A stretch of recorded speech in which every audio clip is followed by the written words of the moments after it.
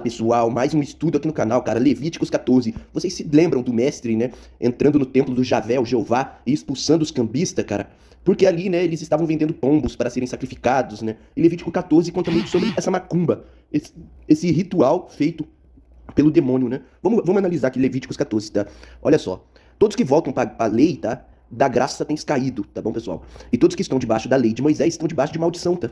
Então, assim, pra você falar que você aceita o Velho Testamento como legítimo e palavra de Deus na sua vida, você tem que fazer isso daqui, tá? Depois falou o demônio a Moisés, dizendo: esta será a lei do leproso no dia da sua purificação, será levado ao sacerdote. Olha só. Então, se você ficasse doente, né, pra você entrar no templo do Jeová e o Javé, você tinha que fazer isso daqui, tá? É a lei do enfermo. Isso daqui pra você, pra sua vida, tá? Você que segue a Torá, essa é a lei do enfermo pra vocês aí. E o sacerdote sairá, né, o seu pastor líder religioso, sairá fora do arraial, e o sacerdote o examinará. Você vai ter que ficar peladinho pro seu pastor, tá? Quando você estiver doente, você vai ter que ficar peladinho pra ele, e ele vai ter que analisar você peladinho, tá? E eis que, se a praga da lepra do leproso for sarada, olha só, se isso a doença for sarada, então o seu líder religioso, né, ordenará que por aquele que se houver de purificar-se, tomem 2 aves vivas e limpas, tá? Pode ser 2 pombos, né, 2 rolinhas, e pau de cedro, e carmesim, e risopo. Né? Mandará também o sacerdote que se degole uma ave num vaso de barro sobre águas vivas, né? Perto de uma cachoeira, vai acontecer a macumba do Jeová, para você e para sua vida, tá? Isso se você for curado, tá? E tomará a ave viva, e o pau de cedro, e o carmesim, e o risopo, e os molhará com a ave viva no sangue da ave que foi degolada sobre as águas correntes. Olha aqui que porqueira, cara. Você vai ter que pegar 2 aves, né? Uma você vai degolar, né? Vai jogar o sangue dentro do potinho. A outra viva você vai ter que banhar com esse sangue. Ó, vai pegando aí esse ritual aí pra você fazer aí na sua vida, tá? O religioso que segue a Torá. 7. E sobre aquele que há de purificar-se da lepra, aspergirá 7 vezes. Então o degolará por limpo. O declarará por limpo. E soltará a ave viva sobre a face do campo. Olha aí. E aquele que tem de purificar-se lavará suas vestes e rapará todo o seu pelo e se lavará com água. Assim será limpo. E depois entrará no arraial, porém ficará fora da sua tenda por 7 dias. Vai anotando aí, hein? E será que o 7º dia rapará todo o seu pelo, a sua cabeça e a sua barba? Olha o que o coitado tem que fazer, tá? E a sobrancelha, sim, raspará todo o pelo e lavará suas vestes e lavará sua carne com água e será limpo. E ao 8º dia tomará 2 cordeiros sem defeito. O cara ainda vai ter que gastar dinheiro ainda. E uma cordeira sem defeito de 1 ano e 3 dízimas de flor de farinha para oferta de alimentos amassada com azeite e um longue de azeite. Olha que merda que você tem que fazer, cara. 11. E o sacerdote que faz a purificação apresentará o homem que houver de purificar-se com aquelas coisas perante o demônio, à porta da tenda da congregação do demônio. Porque o pai não habita em templos feitos por mãos de homens, né? E o sacerdote tomará um dos cordeiros e o oferecerá por expiação da culpa, e o longue de azeite e os oferecerá por oferta movida perante o demônio. Então degolará o cordeiro no lugar em que se degola a oferta da expiação do pecado e o holocausto no lugar santo pro demônio, né, que é a casa dele, né, o templo religioso, porque quer a oferta da expiação da culpa como a da expiação do pecado é para o sacerdote coisa santíssima, pro demônio é santíssima. E o sacerdote tomará do sangue da expiação da culpa. Olha, ele vai beber sangue, o sacerdote. E o sacerdote o porá sobre a ponta da orelha direita daquela que tem de purificar-se e sobre o dedo polegar da sua mão direita e no dedo polegar do seu pé direito. Então o sacerdote tomará do longue de azeite e o derramará na palma da sua própria mão esquerda. Então o sacerdote molhará o seu dedo direito no azeite. Você vê os líderes religiosos fazendo essa merda aqui, bebendo sangue, degolando pombo? Você vê eles fazendo isso ou não? Porque eles seguem isso aqui, a Torá. Eles têm que fazer isso daqui, entendeu? Que está na sua mão esquerda e daquele azeite com o seu dedo aspergirá 7 vezes perante o demônio. E o restante do azeite que está na sua mão, o sacerdote porá sobre a ponta da orelha direita daquele que tem de purificar-se, e sobre o dedo polegar da sua mão direita, e sobre o dedo polegar do seu pé direito, acima do sangue da expiação da culpa. Olha, ele vai se banhar de sangue, né? Olha que loucura. E o restante do azeite que está na mão do sacerdote porá sobre a cabeça daquele que tem de purificar-se, assim o sacerdote fará expiação por ele perante o demônio. Olha só, né? Também o sacerdote fará expiação do pecado e fará expiação por aquele que tem de purificar-se da sua imundícia. O cara só tava com uma doença, né? Pra esses idiotas aqui, né? Eles tinham pecado. Por isso que ele estava doente com o pecado. Então o sacerdote vai livrar ele da imundícia. E depois degolará o holocausto de novo. Vai ter mais morte aí dos bezerros lá. Eles vão tomar banho de sangue e beber sangue. É uma loucura. E o sacerdote oferecerá o holocausto e a oferta de alimentos sobre o altar. Assim o sacerdote fará expiação por ele e será limpo. Vai ser limpo, né? Porque sacrifício de animais não tira a culpa do homem, né? O mestre disse isso. Porém, se for pobre e em sua mão não houver recurso para tanto, tomará um cordeiro para expiação da culpa em oferta de movimento, para fazer expiação por ele, e a dizimar de flor de farinha amassada com azeite para oferta de alimentos e um longue de azeite. E 2 rolas ou 2 pombinhos, conforme as suas posses. Olha só então, né? Se o cara for pobre, né, ele vai ter que dar alguma coisa em troca aí pra ter rola e pombinho, se não for ovelha, né? Das quais um será para a expiação do pecado e o outro para o holocausto. Se for pobre, vai ser pombinho e rolinha. Se for rico, vai ser cordeiro. Olha que malandragem. E ao 8º dia da sua purificação, os trará ao sacerdote a porta da tenda da congregação do demônio perante o demônio, porque o Pai não habita em templos feitos por mãos de homens. E o sacerdote tomará o cordeiro da expiação da culpa e o longue do azeite e os oferecerá por oferta movida perante o demônio.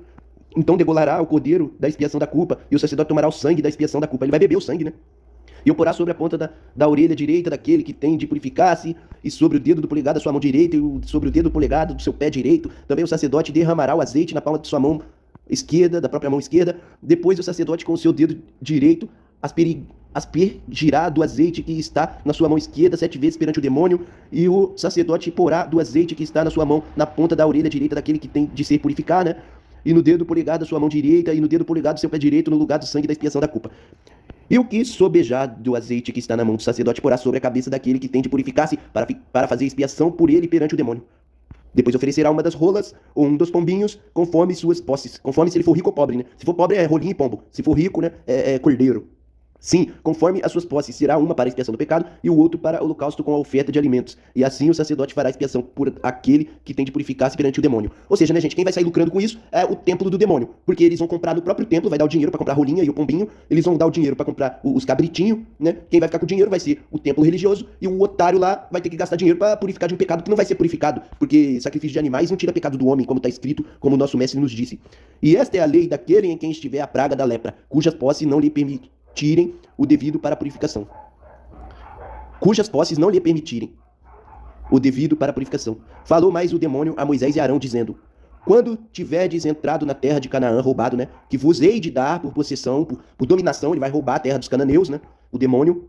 E eu enviar a praga da lepra em alguma casa da terra da vossa possessão. Ó, o próprio demônio vai colocar lepra, para que as pessoas dê dinheiro para os servos do demônio, entendeu?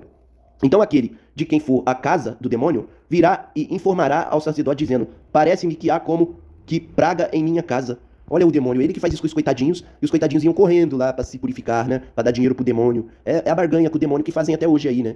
E o sacerdote ordenará que desocupem a casa antes que entre para examinar a praga, para que todo o que está na casa não seja contaminado, e depois entrará o sacerdote para examinar a casa. Aqui ele vai pedir dinheiro também para fazer isso, tá, gente? Não vai pensar que ele tá indo de coração aberto, não, ele vai pedir dinheiro, tá? E vendo a praga, e eis que se ela estiver nas paredes da casa, olha só, né? Eles olham assim, ó, tô vendo a praga na parede aí, olha que mentiroso, só pra tirar dinheiro do povo, gente. Nas paredes da casa, em covinhas verdes ou vermelhas, olha, eles inventam, né? E parecerem mais fundas do que a parede, parede, olha só, cara. Os caras inventam cada coisa pro demônio, pra tirar dinheiro das pessoas. Então o sacerdote sairá da casa para fora da porta e fechará a casa por 7 dias. Olha, você não vai poder entrar na sua casa por 7 dias, porque ele vai inventar que tem a parede tá verde lá da sua casa, ou tá vermelha, cara. Você não vai poder entrar mais na sua casa, cara. Vai dando dinheiro enquanto isso aí, pra ele rezar pra praga sair da sua casa, seu otário. Depois do 7º dia, o sacerdote voltará e examinará, e se vir que a praga nas paredes da casa se tem estendido, ó, não vai melhorar não, hein? Não vai melhorar não, me dê mais dinheiro, ó, tá estendido aí. 7 dias não deu pra acabar com a praga na sua casa, você não vai poder entrar pra sua casa por mais quantos dias será? Cara, então o sacerdote ordenará que arranquem as pedras em que estiver a praga e que as lancem fora da cidade num lugar imundo. Olha isso, vai destruir a casa do coitado. E fará raspar a casa por dentro ao redor, e o pó que houverem raspado lançarão fora da cidade num lugar imundo. Meu Deus do céu. Depois tomarão outras pedras e as porão no lugar das primeiras pedras, e outro barro se tomará e a casa se rebocará. Ah, pelo menos eles vão construir a casa do coitado de volta. O cara deve estar dormindo na rua. Porém, se a praga tornar a brotar na casa, olha só, eles inventam uma mentira de novo pra tirar mais dinheiro das pessoas de novo, cara. Depois de arrancadas as pedras e raspada a casa, e de novo rebocada, então o sacerdote entrará e examinará se a praga na casa se tem estendido, lepra roedora há na casa, lepra roedora, imunda está. Olha isso. Portanto, se derribará a casa, construiu a casa, agora vai destruir a casa. As suas pedras e a sua madeira, como também todo o barro da casa, e se levará para fora da cidade, a um lugar imundo. Olha isso, deixou o cara sem casa agora lascou. E o que entrar naquela casa em qualquer dia em que estiver fechada, será imundo até a tarde. Olha isso. Também o que se deitar a dormir em tal casa, o cara não pode entrar na casa de jeito nenhum, lavará suas roupas, e o que comer em tal casa lavará as suas roupas. Porém, tornando o sacerdote a entrar na casa e examinando se a praga não... Eles podem, né? Agora o dono da casa não pode, né? Se tem estendido na casa, depois que a casa foi rebocada, o sacerdote a declarará por limpa, porque a praga está curada. Ah, é, né? Eles que... Olha a macumba que eles têm que fazer pra falar que curou alguém, gente. Olha que ridículo. Já nosso mestre, né? Só curava só com uma palavra, né? Fique curado. Acabou, né, cara? Esse foi o vídeo aí pra vocês verem, pessoal. Que quem segue a Torá tem que praticar tudo isso daqui. Tem que beber sangue, tem que se banhar de sangue, tem que destruir a casa do outro, falando que a parede tá verde de lepra, falando que a parede tá vermelha, falando que tem bichos lá, arrancar as pedras da casa do cara, depois derrubar a casa do cara. Tem que acabar com a vida do cara, né? Pro cara ficar dando dinheiro, pra ver se acaba logo esse tormento, porque ele não aguenta mais, né?